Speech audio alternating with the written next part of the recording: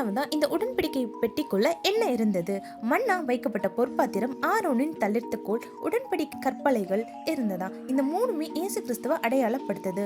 First பார்த்தீங்கன்னா மன்னா வைக்கப்பட்ட பொற்பாத்திரம். மன்னா அப்படிங்கிறது கொத்தமல்லி விதையை போலும் நிறம் முத்து போலும் இருந்துச்சா. மன்னா இயேசு கிறிஸ்துக்கு ஒப்புமை.